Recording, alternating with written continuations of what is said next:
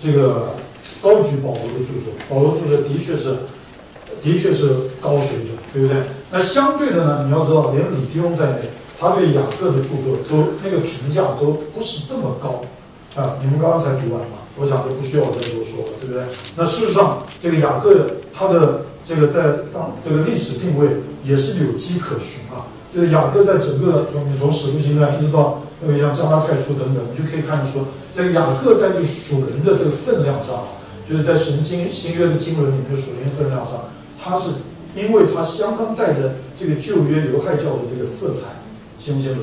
所以事实上就着这一面来讲啊，他的执事很难啊，是与保罗的执事能够相提并论啊。我们读一读你就知道。雅各在这个使徒行传15章，他下的那个结论啊等等，这你们圣经不熟就没办法，我都不能在这里多说啊。再来呢，你看最明显就是加拉太书那里有这个保罗跟巴拿巴，不是彼得跟这个巴拿巴，本来这个他们在加拉太不是在这个外邦人中间跟他们一起吃饭，都是信徒啊，对不对？所以没有分什么这个外邦人啊、犹太人，没有这些，都在基督里是神的儿女，对不对？不是吃得很开心吗？忽然有人通报说，从雅各那里有人来。这什么叫从雅各那里有人来？其实就是从耶路撒冷有人来，但是他们不说地方啊，他们讲人，雅各那里有人来，你就知道很特别了。然后更特别的是，这个彼得啊，一听雅各那里有人来，马上彼得啊，吓得当场啊，把这个盘子收一收啊，就端起来，然后啊，就准备退去，懂吗？他本来跟外邦人一起吃饭嘛，彼得本身就是一个打开外邦众召会这个钥匙的一个使徒嘛，哥尼流家的福音就是他传的，对不对啊？所以他对这个是非常认定。外邦人能不能得救？当然能。外邦人能不能得救？只有我一个人在讲，这是外邦人呢。我跟你讲，我们就是所谓的外邦人啊，能不能得救啊？外邦人能不能得救啊？我们就是圣经旧约的他们犹太人的立场，我们就是外邦人呢，能不能得救啊？这个很肯定嘛，这是什么话？当然能，对不对？那不然我做了这个干什么？对不对呢？好，这个彼得对这件事情的那个认知再清楚不过，因为外邦人救恩的门呐，就是他开的，就是他到哥尼流家亲眼看的，他话都还没讲几句，圣灵就啪降下来，对不对？好，所以呢，当他在那里啊，这个跟外邦人一起啊，欢乐的吃饭时候，非常的喜乐，也是非常的自然，清不清楚？但是就在吃的最这个喜乐的时候，忽然一句话进来，那个紧张的那个讲话的人呢，大家都结结巴巴讲不清楚。雅各那是你别的讲什么？慢慢讲。本来彼得还很淡定，慢慢讲，懂吧？你到底慢慢讲清楚。你慢慢讲清楚。等那个人真讲清楚说，雅各那里有人了，跟彼得也开始不淡定筷子盘子啪，搞不好连鸡腿都掉地上，还弄一下，然后退到跟犹太人一起，然后呢，巴拿巴呢也看到这个，连彼得都在那里了，这个退场，懂吧？巴拿巴也上，赶快，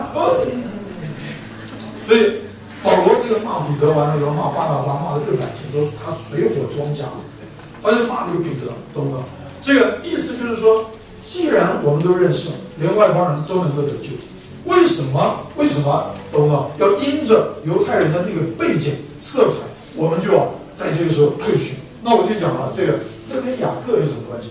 这个雅各啊，他就是这个耶稣的兄弟，肉身的兄弟，清不清楚？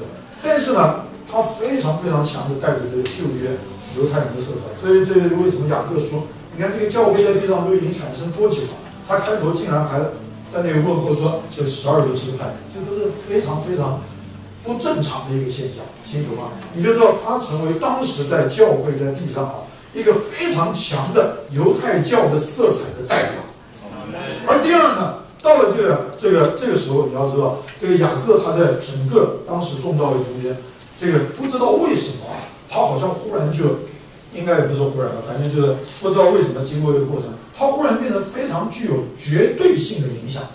你看使徒行传前面是彼得的天下，后面是保罗的天下但是后面慢慢你就看也不是保罗这个也是被打被赶嘛，然后呢，在那个状况下，耶路撒冷就真空了。然后雅各不知道为什么，他就忽然之间窜起来了。但是他带着非常强，他是一个非常敬虔的人，可是呢，他带着很强的犹太教的色彩，清不清楚？好，这个没有时间多说。所以你知道吗？当他们在那里吃饭的时候，他们不是讲说，耶路撒冷有人来，他们说，雅各那里有人来，雅各那里有人来，什么意思？就是有一班呐是雅各的，我不知道用这个话，你们啊又录影又照相，有些话我会说的比较需要多考虑。就是说，从雅各那边有这么一班帮手，好吧，帮手来监督这众召会。这样的一般帮手，他们是带着犹太教的衡量、尺度、色彩的眼镜来看这个众召会到底是怎么样，对不对？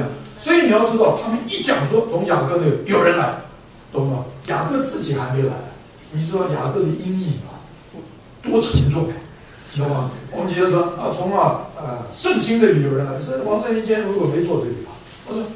我们真的开始聚会了，大家还在那胡闹丢枕头嘻嘻哈哈，不进去，不关系。我这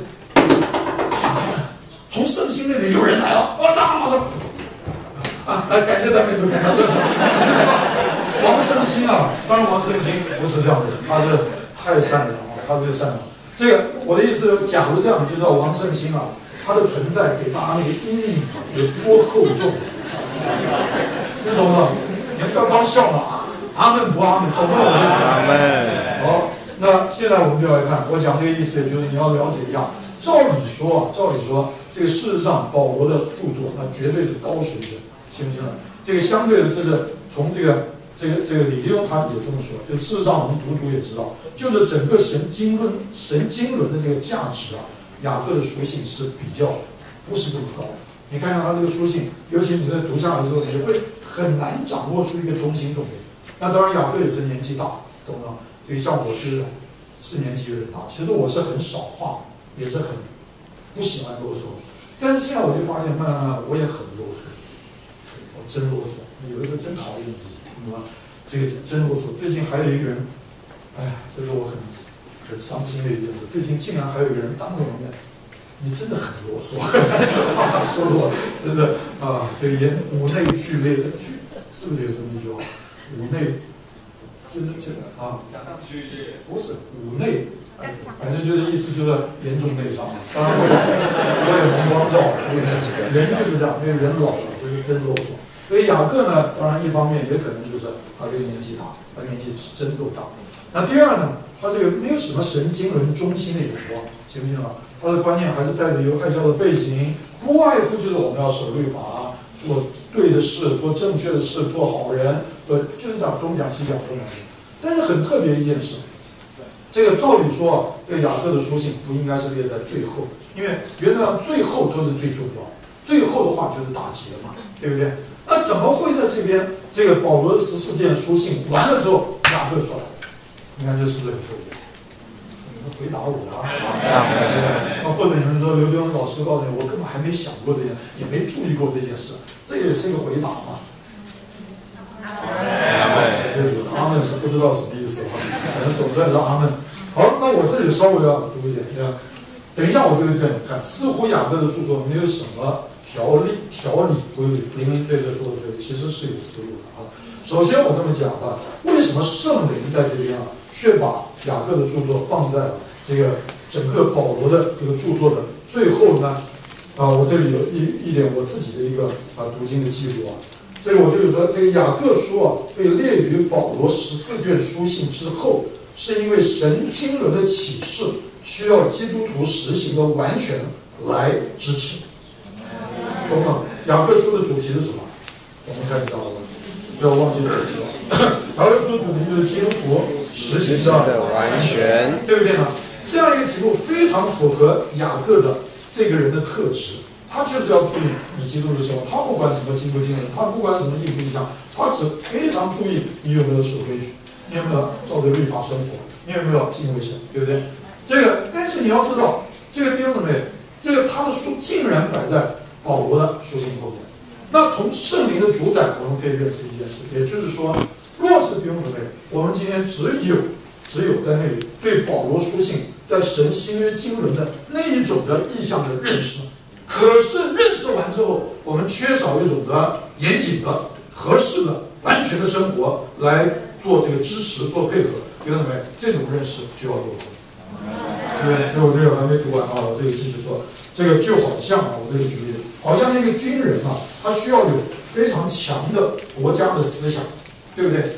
军人是国家的军队嘛，军人不能属于任何的政党，更不能属于任何的某一个人，对不对？军人就是属于国家，所以一个军人呢，需要有很强的国家的思想，但是呢，他更需要有一个很严谨的生活，他才能在需要的时候来根据他那个国家的思想为国打仗。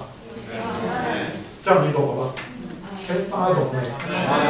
对不对呢？军人没有国家思想，那就是佣兵了，那就是很烂，对不对？佣兵就是我才不管谁哪个国家给我钱，我就帮哪个国家打了赚钱就对了。我不是为了一个理想，对不对？正确的军人他都是有国家的思想，对不对？就是报效国家嘛，保家卫国嘛，对不对？但是弟兄姊妹，他只徒有非常高尚的、非常强的国家思想，但是私生活完全是放纵，该出操不出操，对不对？该训练不训练，该正常的作息起居，该受约束的生活，都不严谨，非常的随便。我请问你，这种军人，他纵然有最高的国家的思想，有什么用？完全没有用。阿门吧？对不对呢？好，弟兄姊妹，同样的，你要知道，这个新约它这样的排列，它在整个保罗的这个书信14卷，啪啪啪，一卷一卷，到最后最高的一卷就是希伯来书，懂吗？希伯来书是高到极点嘛？你们这些现在读雅各，应该是表示刚读完希伯来嘛，对不对？那希伯来无论就是写作的那种笔法，还有就是他所这个针对的那个关键点，还有呢，希伯来书里面整个的内容，哎呀，那不得了，都是这个保罗可以说是经典的至极之作。你读完希伯来的时候，你就清楚了什么是犹太人，你也清楚了什么是神的经纶。读完这个什么东西，希伯来书之后，你就非常清楚犹太教应该让他去，对不对？你就清楚了我们应该是一般活在或者为着神经纶而活的人。但是为什么在这样一卷，特别拿出来跟犹太教相比的，说到神新约经纶的书希伯来之后，竟然又把这么带着犹太教色彩的一个雅各所写的，似乎是这么带着犹太教色彩的一卷书摆在结尾，这值得我们深思啊！你若是没有思考这个问题，你这个怎么读雅各书啊？你很难在那里有一种从深处对圣灵那个主宰的敬佩。你看看主不得了，这个圣经一卷一卷实在是人写，但是整个的圣经最后他写完之后，能够被圣灵显明出来，也能够经过圣灵的主宰有这样一个排序。那我看完之后，我必须从深处敬拜神，说我无话可说，圣经真是神的说话，对不对呢？好，所以呢，你就需要在读完了神新约经纶所有最高的启示之后，回头来面对一个最现实、最真实的问题，就是你怎么来过一种的生活，使你配能来够上神新约经纶的水准。我不能说，对不对？哎呀，主30年后，我们现在不是都很流行讲30年嘛，对不对？这个30年我就怎样我要，还有我们现在很流行讲50万嘛，不是有吗？讲50万少年英雄嘛，对不对？到全球叩门，讲这些话，大家都青年人都爱讲，因为青年人有热血，青年人有梦幻，青年人不实际，懂吗？所以都很爱。是这些话是这样的，谁不爱讲？因为讲这种话不必付钱嘛，过瘾嘛，痛快。对不对？那个50万钱，你掉一块肉没有？但是很过瘾，别人就哇，你也是英雄之一啊，对不对？这个还有什么东西？刚刚我还讲什么？一个50万，还有30年，30年，对不对？反正我们讲的很少，30年，对不对？这个你讲完话，人明年可能你就不见了。说话吹牛不用负责嘛？吹牛是不需要负责，吹牛是很痛快过瘾的故事。但是问题在这里，若是这些话在我们的感觉里面是严肃的，是当真的，懂不懂？换句话就是说，我若是去从军，我喊的是保家卫国，我喊的什么东西，那个什么等等，我是喊真的。喊完之后，哦，你就知道你的生活点点都非常的严肃。阿门吧，对不对？好，那现在我们就来看这雅各书啊。